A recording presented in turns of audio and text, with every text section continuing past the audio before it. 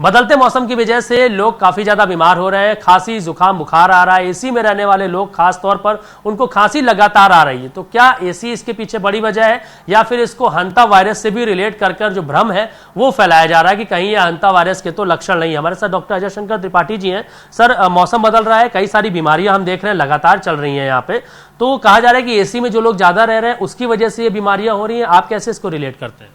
नमस्कार। देखिए, निश्चित रूप से इस समय सामान्य रूप से गर्मियों में सर्दी, जुकाम, खांसी इस तरीके से केसेस कम आते हैं, लेकिन इस बार खांसी के मरीज आ रहे हैं। निश्चित रूप से हम लोग के ओपीडी में 10 से 15% संख्या बढ़ी है। लोग घरों में भी जो लोग हैं वो भी सूचना दे रहे हैं कि हफ्ते हफ्ते भर तक खांसी आ रही है।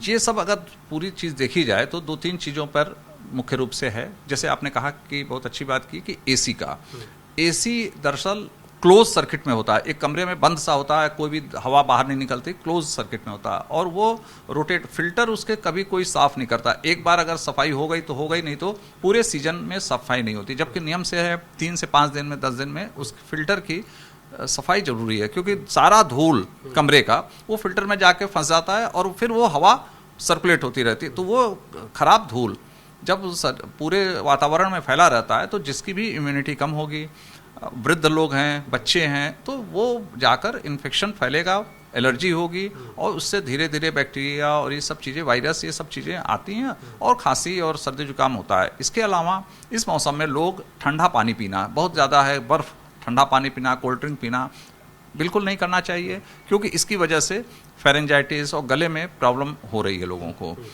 निश्चित रूप से इस समय सुराही का पानी जो हम लोग का ट्रेडिशनल था, फ्रिज में बोतल हटा दें, केवल सुराही का पानी जो बाहर रखा हो वो ठंडा पानी उसी से पिए, उतने तक शरीर एडॉप्ट कर लेता है। इसके अलावा बहुत ज़्यादा ठंडा पानी नहीं पीना होता है। एसी का टेम्परेचर 25-26 पे रखें, इतना रखें कि पसीना ना निकले।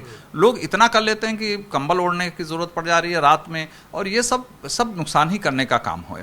सर, इसको कुछ लोग बता रहे हैं, सोशल मीडिया पे चल रहा है, कहीं हंता वायरस की तो दस्तक नहीं है, काफ़ी खतरनाक वायरस बता रहा है। हालांकि केस भारत में अभी नहीं आए हैं, इससे क्या जोड़ सकते हैं इसको?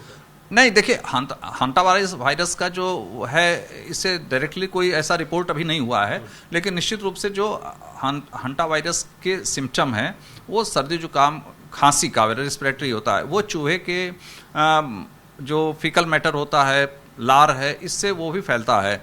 भारत में ऐसी कोई रिपोर्ट अभी तक नहीं आई है, लेकिन इस तरीके से सतर्क तो सभी को रहना ही चाहिए और जो ये चीज़ें बताई गई हैं उसको ठीक से रखें और इससे बचाव करें। हंटा वायरस जैसी कोई चीज़ ऐसी नहीं है जो दिख रही हो। तो देखिए, सोशल मीडिया पे जो भ्रामक खबरें चल रही हैं कि हंता वायरस की दस्तक हो सकती है, ऐसा कुछ भी नहीं है। एसी को आप क्लीन रखिए, एसी की वजह से बीमारियां हो रही हैं। अगर उसकी साफ सफाई रखेंगे और जैसे डॉक्टर साहब ने बताया उस तरीके से अगर प्रिकॉशन लेंगे तो शायद आप इन बीमारियों से बच सकते हैं। कैमरा पर्सन गिरीश के साथ मयूर शुक्ला, जी मीडिया, लखनऊ।